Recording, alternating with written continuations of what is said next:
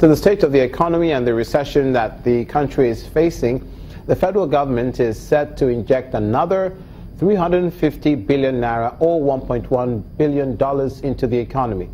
In addition, the government will raise $1 billion from Euro bonds by mid-December to ease the recession.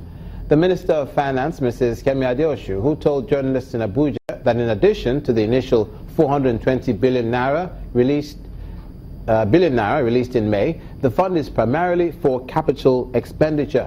Mrs. Adeosu also noted that Nigeria plans to use 1.8 trillion naira at home and abroad to fund an expected budget deficit of 2.2 trillion naira.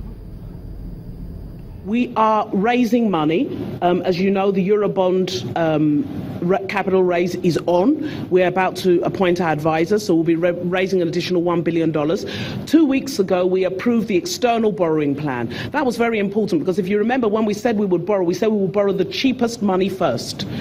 We have approvals in that plan from the World Bank, from ADB, from GCA, with interest rates as low as 1.5% and tenures as long as 40 years to intervene in some specific areas, which include agriculture, education, health, rebuilding of the Northeast, and there are a lot of, and of course the railway projects that are very key to what we're doing. So there's a lot of activity going on.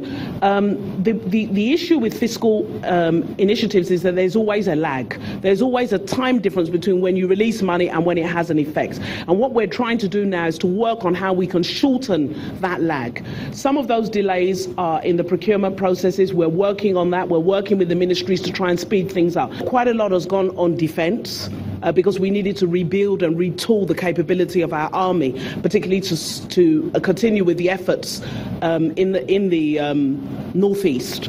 Interior, transport. I'm sure you've seen activity has resumed on the abandoned airport project, the 4 international airport projects. We have funded those. Agriculture, of course, has received significant funding because of the time sensitivity of agriculture and because of the fact that food price was rising and we needed to intervene. There will also be funding of about 60 billion to the social intervention program, and that's very important in terms of putting money into people's pocket.